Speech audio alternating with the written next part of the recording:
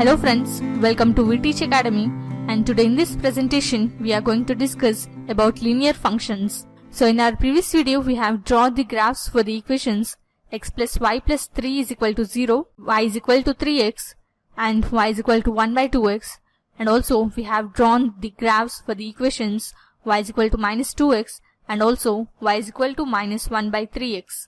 So we observe that one of these equations is in the form of y is equal to ax plus by plus c is equal to 0, and the other equations are in the form of y is equal to mx and y is equal to minus mx. So all these graphs which we have studied are the straight line, and these relations are called as the linear functions. So the relations are generally written in the form of y is equal to mx or y is equal to mx plus c. So the straight line which is in the form of y is equal to mx plus c is known as the slope-intercept form, where m is the slope and c is the y-intercept. And now let me explain this concept with the help of an example. So here we have two equations, y is equal to x plus 3 and y is equal to x minus 2. So first let us consider the first equation, y is equal to x plus 3. So now let us consider a table over here in order to find the order pairs x comma y for the values of the x and y. So now let us assume different values for x and find the different values for y. So first, if we consider the x value as 0, then what would be the y value? So we get here the y value just by substituting in the equation y is equal to x plus 3. So on substituting here the value of y as 0 plus 3. So on adding here we get 3 as the value of y. So we get here the first order pair as 0 comma 3. And now let us assume the x value as 3. So we get here the y value as 3 plus 3, that implies 6. So we get here the order pair as 3 comma 6. And now let us consider a negative value which is minus 3 for the value of x. And now let us see what is the y value. So we get here the y value as minus 3 plus 3.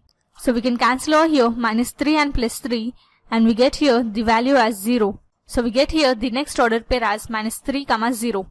And now let us consider the other equation y is equal to x minus 2. So in order to draw the graph of this equation, we need the order pairs. So first let us find the order pairs with the help of a table over here. So here we observe there are 3 rows. The first row gives the values for x and the second row gives the values for y, and in the third row we are going to write the values for the order pair x comma y. So first let us consider the x value as 0. Then we get the y value just by substituting in the equation x minus 2. So on substituting here we get 0 minus 2. That implies we get here minus 2 as the value for the y. So the first order pair would be here 0 comma minus 2. And now let us consider the x value as 2. So we get here the y value as 2 minus 2. So here we can cancel over the plus 2 and minus 2, and we get here the value of y as 0. So now let us write the order pair for the x value as 2 and the y value as 0. Now let us consider the x value as 5 and the y value would be here 5 minus 2, that implies we get 3. So we get here the next order pair as 5 comma 3. Now let us represent both the graphs in the graph sheet. So here we have a graph. The scale of the x-axis is 2 units and the scale of y-axis is also 2 units.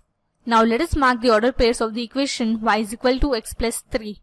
So here we have the first order pair as 0 comma 3. So we get a point for the order pair 0 comma 3 on the y-axis. And then we have the next order pair as 3 comma 6. So we get a point over here. And now let us mark a point for the other order pair minus 3 comma 0. So this would be a point on x-axis. And now let us join all these points. So we get a straight line for the equation y is equal to x plus 3. And now let us mark the order pairs of the other equation y is equal to x minus 2. So we get a point over here on the y-axis for the first order pair 0 comma minus 2. And then we have the next order pair as 2 comma 0. So this would be a point on the x-axis. And now let us mark a point over here in the first quadrant for the order pair 5 comma 3. So on joining all these points we get a straight line for the equation y is equal to x minus 2.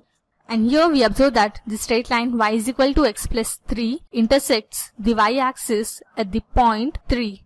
So the distance between the origin and the point of intersection of the straight line with the y-axis is y-intercept.